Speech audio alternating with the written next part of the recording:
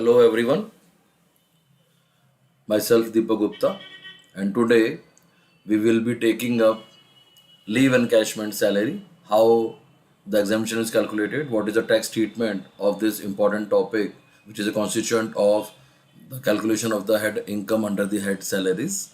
So when we calculate income, there are different five heads as discussed earlier, and one of the most important and universal head is income from the head, income from salaries, where there is an employer-employee relationship.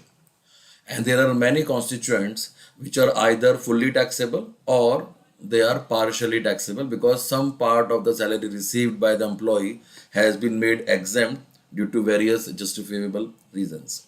So one of the topic to be covered is the leave encashment. So before we move on for its taxability calculation, we will first have to have a understanding that what actually the leave encashment denotes. So our focus here is what actually the leave encashment is. So normally when as an employee you provide services to your employer. I think this tip has to be a little thinner. So what is happening here as discussed earlier that the employee is providing his services and in return he is getting the salary.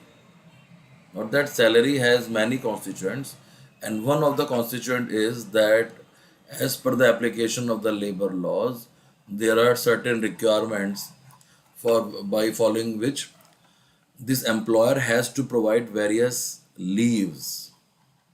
जैसे एक basic law है कि आप week में 48 hours या 52 hours per week काम कर सकते हैं और मैक्सिमम पर डे के जो वर्किंग आवर्स हैं वो 9 आवर्स पर डे हैं. तो उसके हिसाब से पूरे वीक में 6 days maximum working day possible है. That is why there always have to be a weekly off to comply with the labor law guidelines. Similarly, there are various gusted holidays, there are national holidays, there are medical leaves. So there are many reasons for which an employee deserves certain salary, certain leave from the employer. So whatever the leaves are allowed by the employer to the employee on payroll, that is no salary will be deducted even if the leave is there, even if no work is done. We use the word that allowed leaves. So we normally use the word that they are the maximum leaves which are allowed by the employer to employee. यानी कि कितनी छुट्टियां आपके contract के basis पे बाकी सारी consideration को फुलफिल करते हुए एक एम्प्लॉयर आपसे कहता है कि भाई इतनी छुट्टियां पूरे साल में ले सकते हो. तो नॉर्मली ये जो भी कैलकुलेशन होगी वो पर एनम होगी, and unlike some provisions of the gratuity, if there is any incomplete year, then we will not count the leaves for that year, that is to be ignored. So only the leaves for complete years are to be counted. So this employer allows a maximum number of leaves which can be maybe 20 leaves per year, 30 leaves per year, 40 leaves per year. The range can be anything subject to the labor law guidelines, but normally what happens that how much leaves are allowed as per the labor law or much less, whereas this contract between the employee and employer allows for greater number of leaves. So as per this contract of employment, how much leaves can the employee avail without any salary being deducted is what you call the maximum allowed leaves. Now if the employee takes leaves in a particular year which is more than what the leaves are allowed, then there will be a salary deduction. तो जितनी छुट्टियां उसने फालतू ली उसके पैसे cut जाएंगे. आपके घर में मेड आ रही है, उसको आपने अलाउ कर रखा है कि भाई पूरे महीने में 2 छुट्टी लोगे, 3 छुट्टी लोगी, और उससे छुट्टी ज़्यादा ली, हाँ, तो उसके आप पैसे काट लेते हो. बट समटाइम्स व्हाट हैपन्स कि अगर आपकी जो अलाउड लीव्स हैं they are more than the leave that have been taken, तो we use the word leaves availed. तो ये जो अलाउड लीव्स ज़्यादा है और आपने लीव कम ली हैं, then this difference is what we use the word leave unavailed. ये वो छुट्टियां हैं जो आप ले सकते थे लेकिन आपने नहीं ली. तो अगर छुट्टी ज़्यादा लेने पर आपके पैसे कट रहे हैं तो छुट्टी कम लेने पर आपको उसके बदले क्या मिलेगी? सैलरी. तो जब आप इस अनअवेल्ड लीव्स को कन्वर्ट कराते हो कैश में तो वो जो कैश की अमाउंट मिली for unavailed leaves is what you call leave encashment salary, what you call leave encashment salary. So what we are discussing here, that how this constituent of salary received by the employee is to be treated in the calculation of income under the head salaries. ठीक है, तो यहाँ पर इसको पढ़ने के लिए आपको बात नोटिस करनी पड़ेगी कि ये जो लीव एनकैशमेंट है ये तीन पोजीशंस पे, तीन स्टेजेस पे हो सकता है. It can be either during the period of service, यानी कि आप नौकरी कर रहे हो उसके दौरान. तो ये दो केस कवर कर रहा है कि जैसे एक साल की छुट्टी आपकी फॉर एग्जांपल से 40s हैं और आपने एक पर्टिकुलर ईयर में उस 40 में से 32 ली, तो जो आपकी 8 अनअवेल्ड लीव्स थी उसका कैश आपने ईयर एंड पे रिसीव कर लिया. तो जब आपने during the period of service leave encashment करा लिया तो उसकी ट्रीटमेंट अलग है. इफ कि अगर आपने ड्यूरिंग द पीरियड ना करवा के उसकी जगह at the time of retirement करवाया, तो हो सकता है कि आप क्या करें कि हर साल की लीव एनकैशमेंट कराने से आपको लगता है कि जो अमाउंट है वो बहुत कम मिलेगी, तो इसलिए आपने क्या करा, उन छुट्टियों को इकट्ठा कर लिया कि अगर एक साल में 40 छुट्टी अलाउड थी और आपने उस 40 में से सिर्फ 32 ली, तो आपने 8 का कैश अभी नहीं लिया, इसको कैरी फॉरवर्ड कर लिया. अब इसके दो बेनिफिट हैं. अगले साल अगर आपने 40 की जगह 42 ली, दो के पैसे नहीं कटेंगे, आपका बैलेंस जो है वो 6 रह जाएगा. तो सिमिलरली अगर अगले साल 40 के बाद फिर आपने सिर्फ 28 ली, तो ये 12 + 6 18 इकट्ठी हो जाएंगी. So it will keep on accumulating over the life. And once you retire after 20, 30, 40 years, this amount of unavailed leave will be huge. And hence, when they are encashed in total, then it gives you a lump sum amount, substantial amount, which you believe will help you in your retirement expenses. You can always get them accumulated and receive at the time of retirement. And it has a special treatment, unlike this first case where the encashment is done during the period of service.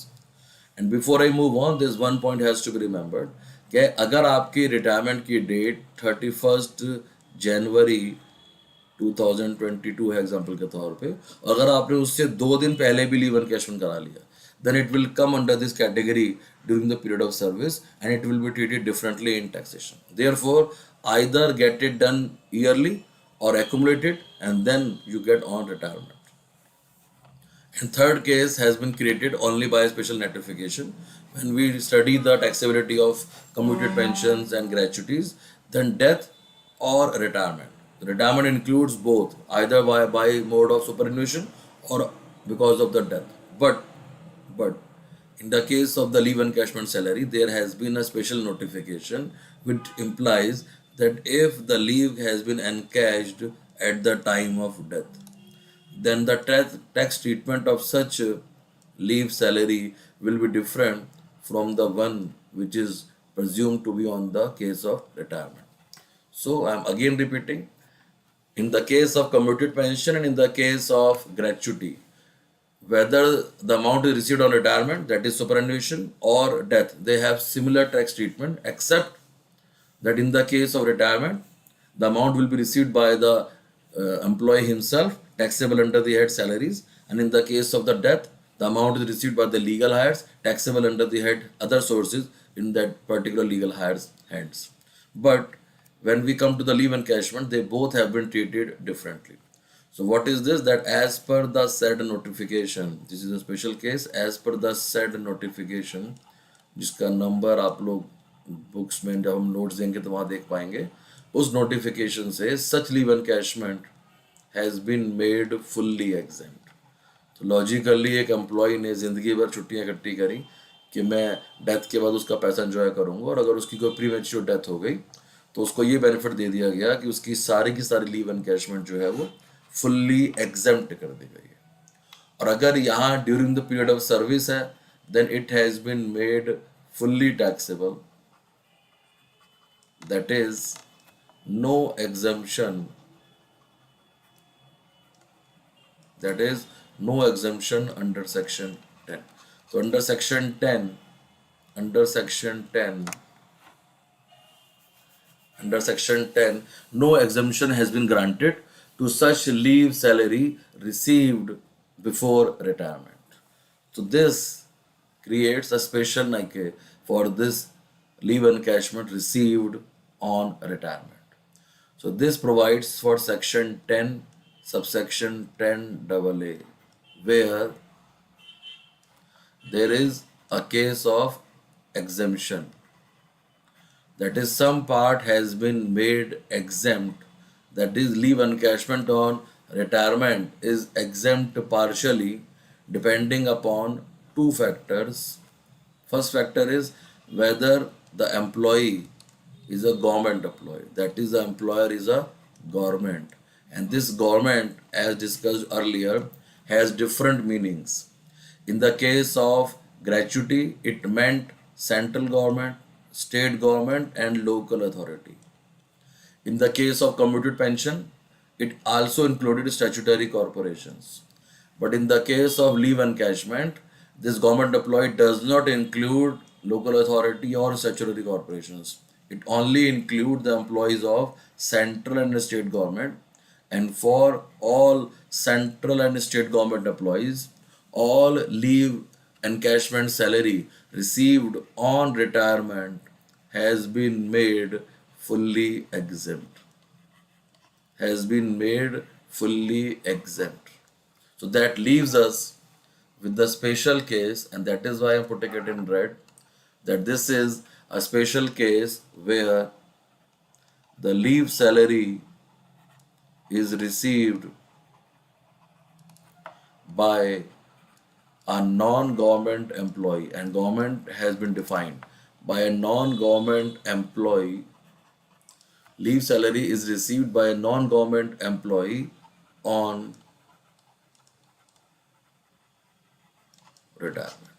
On retirement. तो यहाँ दो word important है, non government और retirement. इसके लिए partial exemption has been provided, and for this 4 factors have been created, and out of the 4 we have to compare them, and इन चारों में से जो सबसे कम होगा, least of the following, इन चारों में से जो सबसे कम होगा will be exempted. Will be exempted. So what you will have to do, that in such cases, whatever is the amount received, उसमें से जो exemption आएगी चारों में से वो माइनस कर दी जाएगी, और अगर कुछ बचेगा positive, then that positive will be added to gross salary. तो बेसिकली कुछ बचेगा ही नहीं, या तो exemption received के बराबर होगी और exemption received से कम होगी. तो अगर exemption कम है, full amount exempt नहीं है, तो balance part will be added to your taxable salary when we calculate the gross salary. To clear this funda, we have to see what these 4 points are. So all these 4 points has certain logic. It's up to you whether you understand the logic or not, but act has to be fulfilled the way it has been told to be done.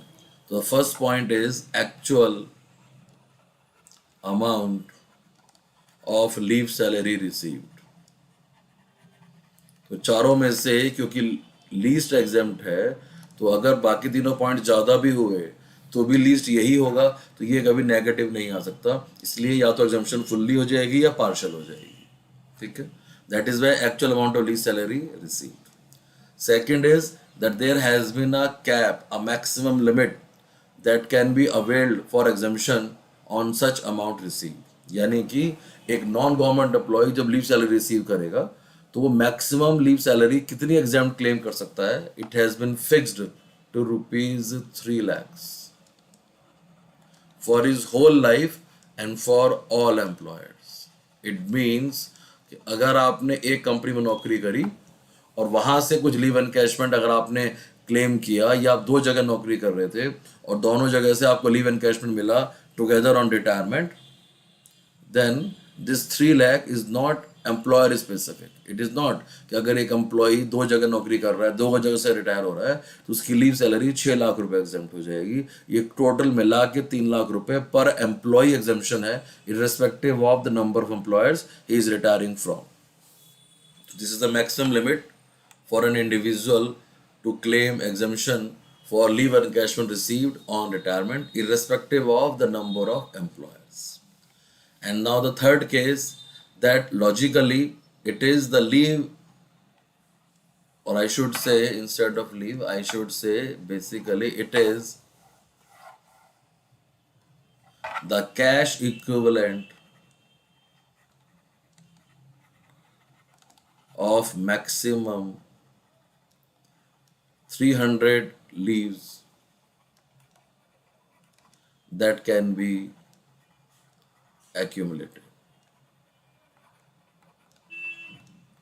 That can be accumulated. ठीक है. What I'm saying कि आप अपनी life में हर साल कितनी छुट्टियां इकट्ठी करते हो, ये डिपेंड करता है 2 बातों पे. कितनी छुट्टियां मैक्सिमम अलाउड है और कितनी छुट्टियां आप अवेल कर रहे हो. उसके अलावा कितने नंबर ऑफ ईयर्स की सर्विस है. तो more is the number of years of service, more will be your leave accumulated. So there has been put a bar that you cannot accumulate more than 300 leaves.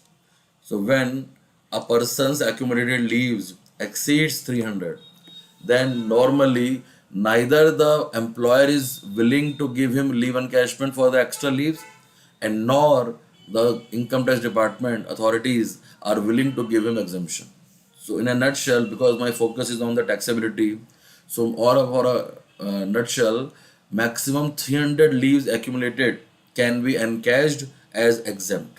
Otherwise, if there is extra leave for which even if the employer is willing to pay, there won't be any exemption and the person will be liable to pay tax. Now, to convert this leave salary, we have to understand that it has to be converted into number of months. So normally 1 month is presumed to be 30 days, therefore it comes out to be 10 months. And to convert them into cash, we need a salary, and it has been mentioned that this salary will be average monthly salary.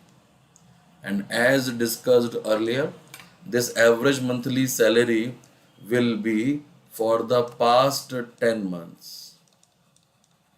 So before I move further, we have to understand that we have to calculate the average salary for the past 10 months. It means पिछले 10 महीनों की salary को आप जोड़ेंगे और उसको divided by 10 करेंगे. तो 10 महीने की सैलरी का टोटल, और उसको जब आप डिवाइड करेंगे 10 से, तभी तो वो एवरेज मंथली सैलरी आएगी. And this average monthly salary will be calculated by taking into consideration only the basic salary of each month, which is to be added with the dearness allowance only to the extent used for retirement benefits. And you all will appreciate that this has already been discussed in our earlier session on gratuity. And more also, we will further create a session on complete question where the employee retiring will be receiving gratuity, pension and leave salary, and we will do the complete question on all the 3 topics where we will again show the calculation of average monthly salary. But in this session, to carry forward with the concept already cleared under the gratuity session, this salary will include the basic salary plus dearness allowance to the extent used for retirement benefits, which will be added along with commission. But it will not include a fixed commission. It will only include a variable commission which is received as a percentage of turnover.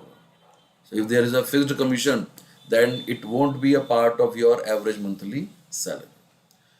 So we will add salary for 10 months and then divide by 10, and there will be average monthly salary. So you will notice here कि अगर पिछले 10 महीने में कोई increment नहीं है, तो जो 1 महीने की सैलरी है वही एवरेज मंथली सैलरी है. अगर पिछले 10 महीने में कोई इंक्रीमेंट लगा तो ही एवरेज मंथली सैलरी आपकी डिफ्रेंशिएट करेगी, बिकॉज उस केस में उन दोनों अलग अलग सैलरीज की एवरेज निकल कर आएगी डिपेंडिंग अपॉन कि आपका इंक्रीमेंट किस डेट से एप्लीकेबल होगा। इन एडिशन, जब आप एवरेज मंथली सैलरी निकालते हैं ग्रेचुइटी में, तो आप जिस महीने रिटायर हुए हो उस महीने को छोड़कर उससे पिछले के 10 महीने लेते हो। तो वहां पर लास्ट 10 मंथ्स जो थे, that were immediately preceding the month of retirement. यानी कि अगर कोई बंदा 15 नवंबर को रिटायर हुआ था, तो जब हम ग्रेचुइटी में निकालते हैं एवरेज सैलरी, तो नवंबर को छोड़ देंगे और जनवरी से लेकर अक्टूबर तक की सैलरी की एवरेज करेंगे। जबकि लीव सैलरी में it is not the month but from the day of retirement. यानी कि अगर कोई बंदा 15 नवंबर को रिटायर हुआ है, ठीक है, तो यहाँ 15 जनवरी से लेकर 15 अक्टूबर 15 नवंबर तक, ये इन 10 मंथ्स की सैलरी की एवरेज लेंगे। तो इसका मतलब अगर इंक्रीमेंट सेम डे हो रहा है, मंथ की स्टार्टिंग में हो रहा है, और आपका रिटायरमेंट मंथ की लास्ट डे हो रहा है, तो नॉर्मली, मैं दोबारा बोलता हूँ कि अगर मंथ की लास्ट डेट पर रिटायरमेंट होता है, तो जो एवरेज मंथली सैलरी ग्रेचुइटी में निकलेगी वही सेम लीव सैलरी में निकलेगी, जो नॉर्मल प्रोसीजर है। बट अगर कभी किसी क्वेश्चन में ये क्लियरली मेंशन्ड है कि रिटायरमेंट मंथ के बीच में हो रहा है, तो एवरेज मंथली सैलरी ग्रेचुइटी की और लीव सैलरी की अलग अलग होगी। और ये बहुत इंपॉर्टेंट पॉइंट है जो नॉर्मली हम लोग मिस कर जाते हैं, और जो लोग प्रोफेशनल एग्जाम देने जा रहे हैं फ्यूचर में CA CS का, वहाँ पर this point is of crucial importance, because this may not be of stress in a normal undergraduate paper, but when you are preparing for a professional exam like CACS, then this point becomes crucial to come in the paper. So moving forward, if I carry on where I left, कि यहाँ जो 300 leaves का point है, this will come out to be 10 into average monthly salary. और अगर इस point को आप दोबारा से और डिटेल में देखेंगे, तो बेसिकली 10 महीने की सैलरी का टोटल डिवाइड बाय 10 और फिर मल्टीप्लाई बाय 10, तो बेसिकली हट गया 10-10। तो ये जो थर्ड पॉइंट है, ये effectively as per the legal definition it is the cash equivalent of 300 leaves, और effectively 10 into average monthly salary, और इफेक्टिवली पिछले 10 महीने की सैलरी का टोटल जो है, that will be the point at 3, which as per amount is equal to the total of 10 months salary, but conceptually it is a cash equivalent of 300 leaves. So I hope I have made you the concept clear and also the calculations clear. And the fourth point is the cash equivalent. Please watch the word, then I will explain. The cash equivalent, first thing, of unavailed leaves, जो छुट्टियां आपने नहीं ली, जो इकट्ठी करी, of unavailed leaves which have been calculated on the basis of maximum 30 days leave for each complete year of service, for each complete year of service. And this cash equivalent will be calculated based on average monthly salary as calculated as discussed in above point. यहाँ क्या लिखा हुआ है? Unavailed leaves जो आपने calculate करी है maximum 30 दिन की छुट्टियों के हिसाब से, उनका कैश इक्विवेलेंट है। सिंपल भाषा में क्या है, और मैं इस पॉइंट को एक फॉर्मूले में कन्वर्ट करूंगा, और वो फॉर्मूला किसी भी और बुक में नॉर्मली इफेक्टिवली डायरेक्टली नहीं लिखा हुआ है, बट ये पहले पॉइंट के लॉजिक समझ लें कि किसी कंपनी के एम्प्लॉयर अपने एम्प्लॉयज़ को साल में 40 छुट्टियां देंगे, और किसी के 20 देंगे और किसी के 60 देंगे, कुछ भी सैलरी दे सकते हैं। ये हमारे और आपके बीच की बात नहीं है, ये एम्प्लॉयर एम्प्लॉय बीच का पर्सनल कॉन्ट्रैक्ट है। But there has to be a sanity of uniformity as per the law. So as per the law the ideal leaves that should be allowed per year is 30. This is legal guideline. Choice is yours. So when we calculate the exemption, we take this as a standard. So what is happening? I just make you understand with the help of an example. मैं उस example को यहाँ वापस black color में ले आता हूँ कि मान लो जो पीरियड ऑफ सर्विस है, मिस्टर एक्स एक कंपनी से रिटायर हुए, and the period of service is से 28 years and 8 months, but it will be presumed to be only 28 years as discussed above. The leave allowed, जो छुट्टियां allowed हैं, they are 40 leaves per year. It means जो total allowed leaves आपके पास थी, जो total allowed leaves आपके पास थी वो 40 इंटू 28, तो अगर आप 28 इंटू 40 करोगे तो this comes out to be 1120 leaves. This comes out to be 1120 leaves. Now, if such employee has unavailed leaves to his credit, which is 300, ठीक है, which is 300 days. It means out of the 1120, 300 are unavailed, which he has encashed, say, for rupees 4 lakhs. Now, how that was done, that is not our prerogative when to discuss taxability. हमारा point ये है कि actual leave salary receive 4 lakh है, तो यहाँ ये जो 1120 की टोटल लीव्स अलाउड थी उसमें से 300 तो उसकी अनअवेल्ड है. It denotes that he has 820 leaves which he has availed. Now, this is what is happening as per the mutual contract of employer and employee. Now, what that third point says, that fourth point says that because the standard leaves to be allowed is 30, so therefore, in a span of 28 years, the total leaves that can be allowed is only 840. So these are the leave allowed as per 30 days criteria. And out of that 840, you have already availed 820. So as per the fourth criteria of 30 days leave as standard, you only have 20 days of unavailed leaves. Or we also use the word earned leaves. We also use the word earned leaves. तो fourth point में 30 days के criteria से सिर्फ 20 दिन बचते हैं, और अगर आप उस 20 दिन का कैश इक्विवेलेंट निकालोगे तो 20/30 multiplied by the average monthly salary, that becomes the 0.4. तो आपने 30 डेज की स्टैंडर्ड लीव्स, यानी कि इस पॉइंट की समरी क्या बनी, जितने साल आपने काम किया, number of years of service, उस number of years of service की जगह मैं क्या लिख रहा हूँ, number of complete years of service, क्योंकि इनकम्प्लीट ईयर्स काउंट नहीं होंगे.